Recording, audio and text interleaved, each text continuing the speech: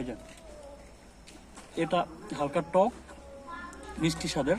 দর্শক, আমি আপনাদের সাথে প্রত্যেক দিনই কোনো উদ্ভিদ বা গাছপালা বা ফলজ বা ভেষজ উদ্ভিদ দিয়ে কথা বলি।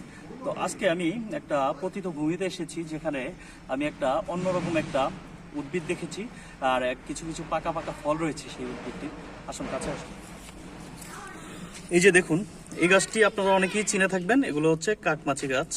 আর এখানে অনেক ফল হয়েছে দেখুন, কিছু সবুজ আর কিছু কালো। সবুজগুলো হচ্ছে এগুলো কাঁচা, আর এটা হচ্ছে একদম পেকে গেছে, পেকে গেলে এটা বেগুনি কালার হয়ে যায়।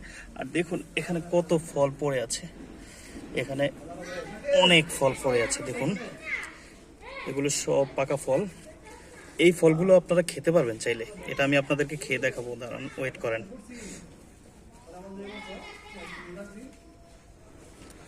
এখানে অনেক ফল রয়েছে দেখুন, কত সুন্দর সুন্দর ফল। আমি একটা ফল আপনাদেরকে ফাটিয়ে দেখাচ্ছি, দেখুন এটার মধ্যে কি অনেক বীজ। এই ফলগুলো বীজে ভর্তি থাকে, কিন্তু এটা খুবই উপকারী মানব দেহের জন্য, এটা খাওয়া যায়। আমি এটা ধুয়ে খাবো। আমি অন্য একটা ফল আপনাদেরকে গাছ থেকে ছিঁড়ে খেয়ে দেখাচ্ছি, আসুন। এই যে এই ফলটা দেখতে পাচ্ছেন, এটা খেয়ে দেখাবো। এই যে এটা হালকা টক মিষ্টি স্বাদের আর খুবই সুস্বাদু, আর এটা মানবদেহের জন্য খুবই উপকারী।